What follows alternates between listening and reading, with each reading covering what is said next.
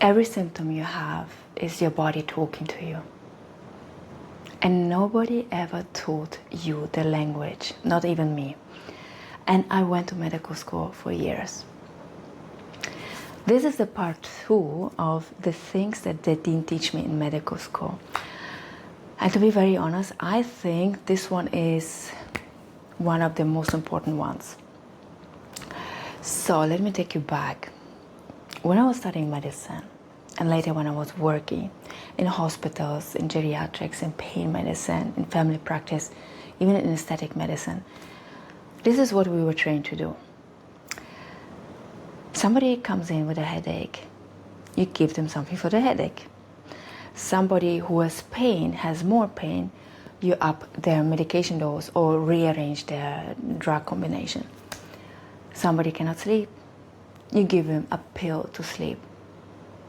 Or somebody has bloating, there's always something for that. Basically, you name the symptom, you silence the symptom, and then you move on to the next patient. Because you only have 7 minutes or less for a patient. And there's a line of patients there, they're waiting, they're frustrated, and you're under pressure to look at all of them and give them what they need. And at this time, when I was working, not once, not a single time, were we told to ask, but why is this symptom here in the first place? And I don't mean the obvious symptom, I mean the symptom, the real cause, the real root, the origin of the symptom. And here's one very important thing that I want to say very, very, very clearly, because this is very important for me. This is not the doctor's fault. Absolutely not. Because doctors are amazing. They're extraordinary. Because think about that. They sacrifice their families, their sleep, their whole lives to help people. They studied, they went through hell and back to help people. They are good people doing their best. But here's a very important note, because they only know what they know. They only know what they have been taught in medical school. I only knew at the time what I knew because, this is what I learned. And what I learned at the time was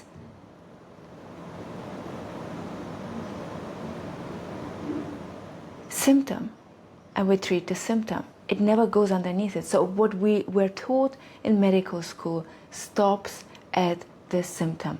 It never goes beyond the symptom. And I learned it in my own body, actually.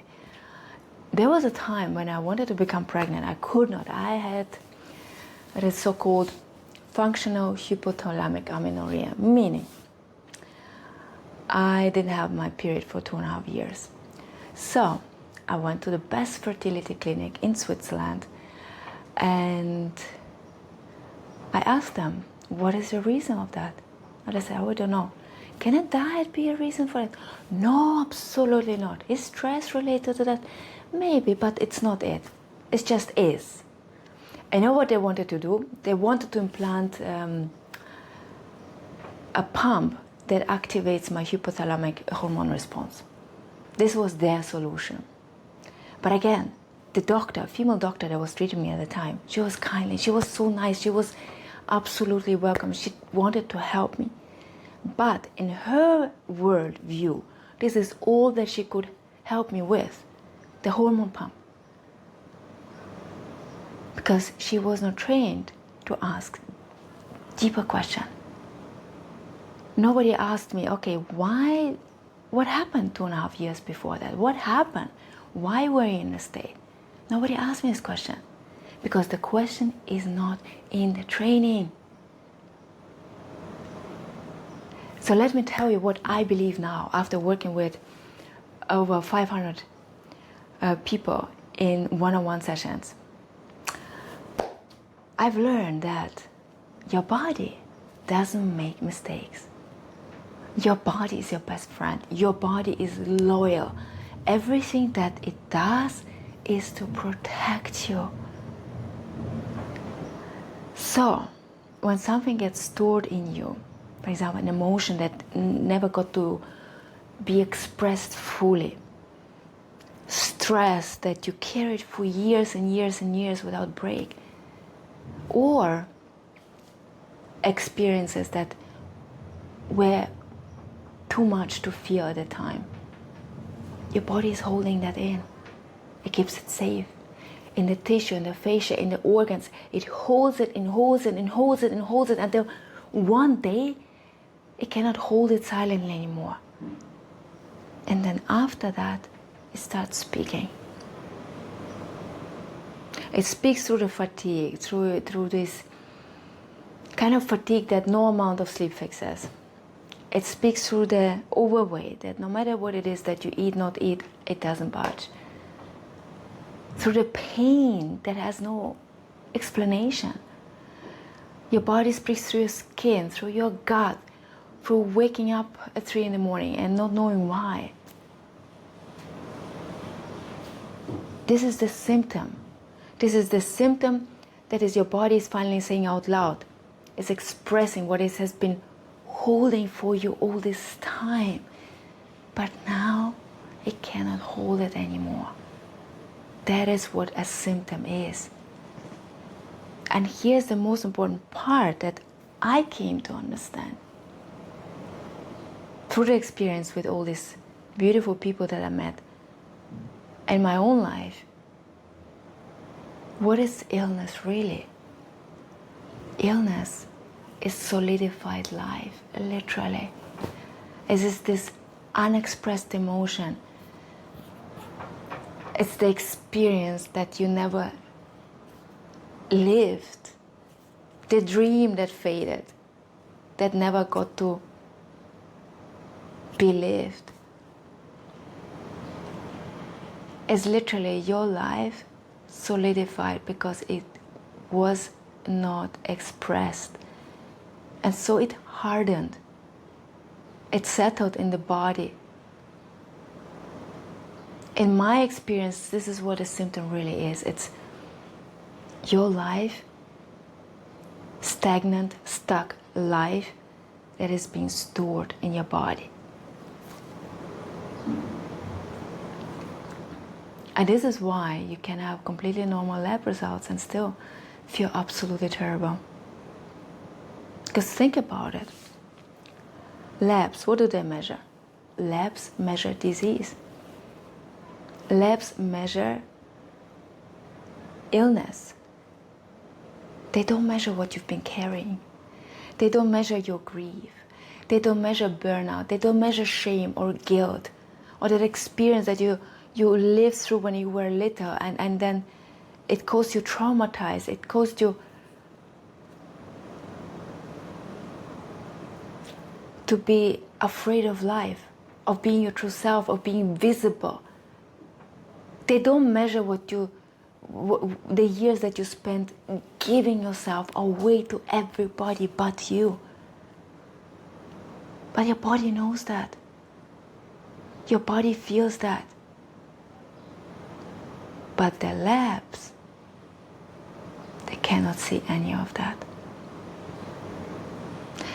So here's the thing, which happened to me as well.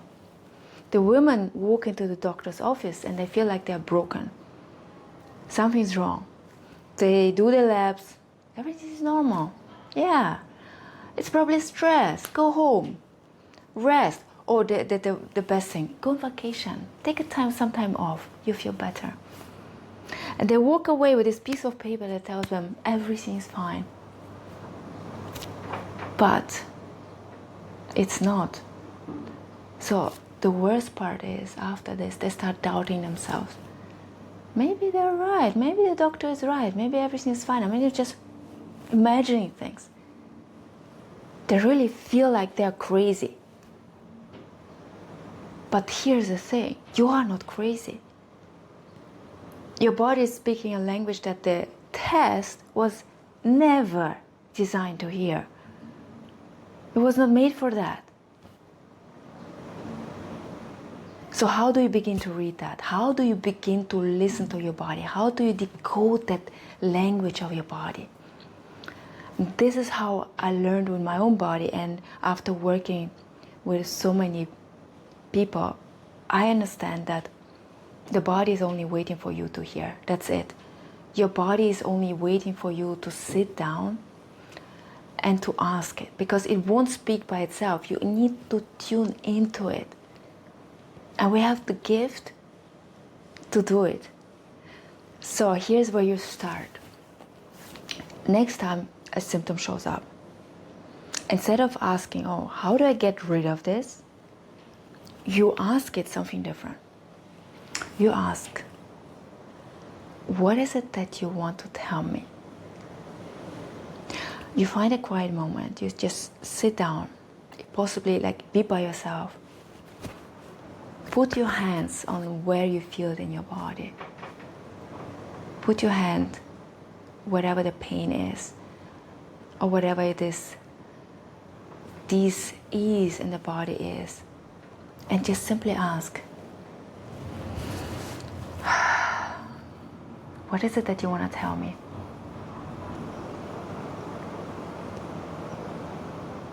What is it that I should know?